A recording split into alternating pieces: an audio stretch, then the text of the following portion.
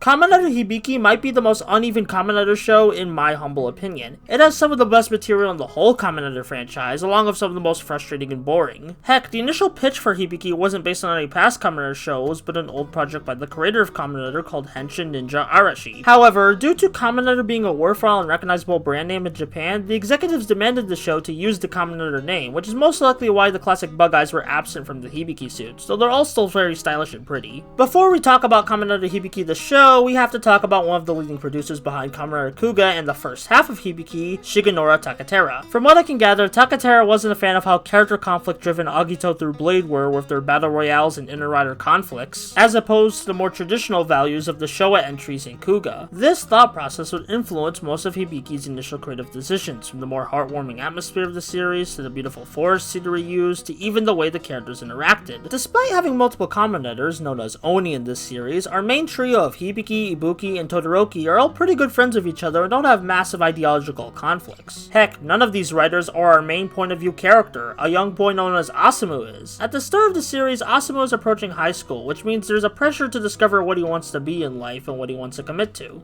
He looks up to Hibiki, often asking for advice from him on subjects he's struggling with, but Hibiki isn't one to give direct answers on what to do. His philosophy on life is to love yourself and trust in your own life path. Yes, you'll get hurt, or possibly fail on your way there, but you can get back up and try again. Asumu initially thinks being an Oni is the best path for him because look at Hibiki, he's so cool, charming, and happy of his life, but Hibiki isn't a teenager like Asumu. He's an adult who's lived longer and had more time to grow as a person. Hibiki isn't where he is today because he's talented, it's because he kept trying and training at his goal, which led him to acquiring one of my favorite power-ups in Kamen Rider, Hibiki Crimson. Unfortunately, to talk about the rest of the things I love in Hibiki, we must address the second half of the show. So Hibiki wasn't performing the best commercially, and the production was running behind schedule, so Takatera's theme was ordered out, and Kamen Rider veteran producer Shirichiro Shirokura and writer Toshiki Inoue were sent in as the cleanup crew. Now, to be clear, I do not hold a grudge against these guys for what we got in Hibiki's second half. For one, that's pretty childish of me to do, and even so, this was in 2005. I don't have the energy to get mad at something from 2005. We're at least 2 decades removed from that. Besides, Hibiki was such a unique series that someone familiar of the Kamen Rider traditions would most likely make it less unique, so even if it wasn't these guys, the second half would be controversial anyway. Besides, I do think Shirokura and Inoue still produce some amazing work to this day, so they've proven talented. Heck, I think the ideas in Hibiki's second half are really interesting, but they just have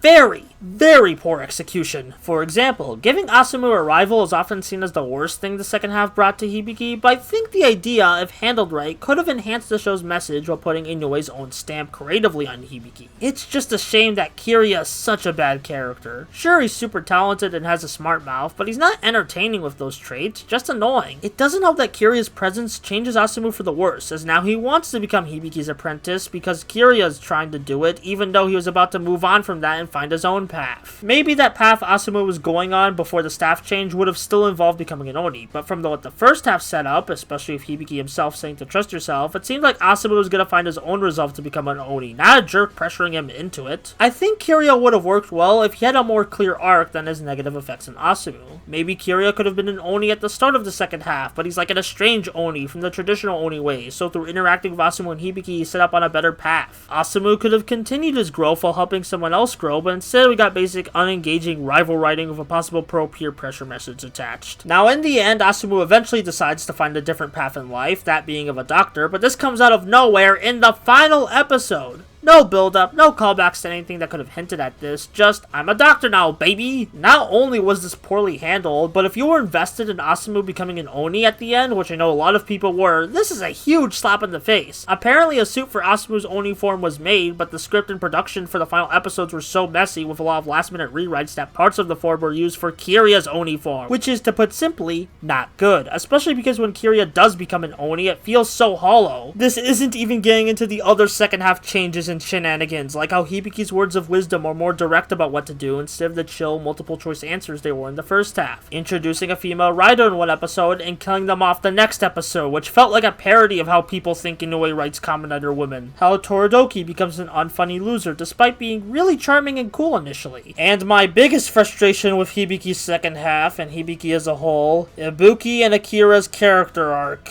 Akira is the disciple of the secondary rider of Hibiki, Ibuki, and despite being a disciple, example, she often helps out Hibiki with disc animals. She's initially very cold to Hibiki and Asumu, though is more comfortable around her master Hibiki. While Asumu is very relatable, I oddly connected to Akira the most. While she is very competent at the goals she pursues, she still struggles with things like socializing and schooling, which hit me hard as someone with similar struggles. Then the second half just doesn't expand on any of her established dynamics, while giving us the most frustrating scene in the whole show in the final episodes where Akira transforms into an Oni for a split second before getting knocked out, which was her last major action of the show. This should have been a hype moment that her whole character was building to, but nope! Akira deserved much better than the garbage she was dealt here. I don't know if I can call Kamen Rider Hibiki good or bad. Initially, the show has a very charming cast of characters, beautiful visuals, thoughtful words to say, but then ended up frustrating and boring me by taking all these stock tropes from Kamen Rider without the spice that made those tropes good and shoved them into somewhere where they didn't belong. I felt nothing when the show was over, and that sucks because Hibiki has a lot to love in it, but the overall package is just so mixed. I'd say give it a shot, maybe you'll find value in the second half that I couldn't, but as it stands, if Hibiki was just the first half, it would be one of my favorite Kamen Rider shows, but if Hibiki was just the second half, it would be my least favorite Kamen Rider show by far, but because those two halves are stuck together, Hibiki stands in a limbo of its own to me. The silver lining of all this is that the show is very interesting to talk about with others. From the positive, negatives, and all the wacky production shenanigans in between, Hibiki has a lot to dissect to it, which I think is a very valuable thing for media to do, even if that piece of media got screwed over to never reach its full potential.